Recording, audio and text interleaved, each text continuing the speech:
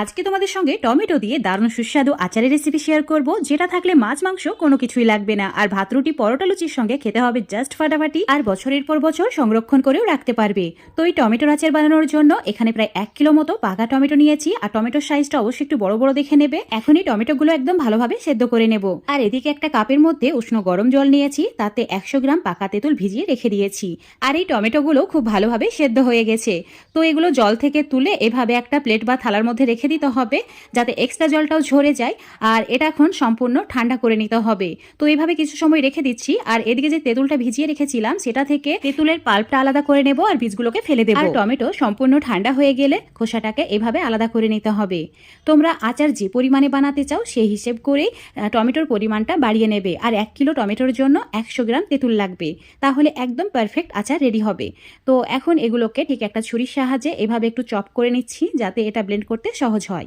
একটা ব্লেন্ডারের মধ্যে নিয়ে নিতে হবে, তারপর একদম স্মুথ ভাবে ব্লেন্ড করে নিতে হবে। এখানে কিন্তু আমি জল ব্যবহার করিনি। এবার চুলোর উপর একটা কড়াই নিয়ে নিতে হবে, বা যে কোনো পাত্র নিলেই হবে। তাতে দিয়ে দিতে হবে টমেটো পিউরি আর তেঁতুলের পাল্প, তার সঙ্গে দিয়ে দিতে হবে স্বাদ মতো নুন, আর 3 থেকে 4 চামচ মতো লঙ্কা গুঁড়ো। অবশ্যই যে যেমন ঝাল খেতে পছন্দ করো সেই হিসাবে লঙ্কা গুঁড়োটা অ্যাড করবে। এখন চুলোর ফ্লেমটা মিডিয়ামে রেখে কন্টিনিউ নাড়াচাড়া করে টমেটো পিউরিটাকে ঠিক এরকম ঘন করে নিতে হবে। এরকম ঘন হয়ে গেলে একটা বাটির মধ্যে তুলে রেখে দিতে হবে।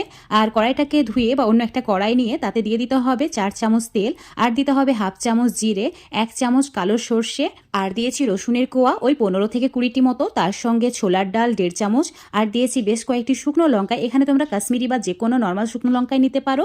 আর অল্প হাফ চামচ মতো হিং দিয়ে দিতে হবে, তার সঙ্গে দিয়ে দিতে হবে কারি পাতা। এখন চুলোর ফ্লেম একদম কমিয়ে রেখে ওই 2 থেকে 3 মিনিট মতো কন্টিনিউ নাড়াচাড়া করে ভেজে নেব। লালচে করে পুড়িয়ে ফেললে হবে না, হালকা একটু গোল্ডেন কালার আসলে রান্না করে রাখা টমেটো পিউরিটা ঢেলে দিতে হবে। তারপর লো ফ্লেমে 5-6 মিনিট কন্টিনিউ নাড়াচাড়া করে রান্না করে নিতে হবে। তাহলে খুব সুন্দরভাবে আচারটা রেডি হয়ে যাবে। দেখতেই পাচ্ছ কালারটা পুরো চেঞ্জ হয়ে গেছে। আর অবশ্যই এই সময় চুলোর ফ্লেমটা একদম কমিয়ে দেবে। কম ফ্লেমে, মানে একদম কম আঁচে যদি রান্না করা হয় তাহলে পারফেক্ট কালার আসবে, সেই রকম একদম পারফেক্ট টেস্ট হবে। তো আমাদের আচার রেডি হয়ে গেছে। তো একটা বাটির মধ্যে ঢেলে ঠান্ডা করে নিচ্ছি, তারপর এটাকে জারের মধ্যে ঢেলে সংরক্ষণ করে রেখে দেবো। যদি তোমরা বেশি পরিমাণে বানিয়ে 1 বছর পর্যন্ত সংরক্ষণ করতে চাও, অবশ্যই এখানে 2 চামচ মতো ভিনিগার অ্যাড করে দেবে। তাহলেই হলো। ভিনিগার অ্যাড করার কারণে এটা বছরের পর বছর সংরক্ষণ করেও রাখা যায়, একদমই নষ্ট হয় না।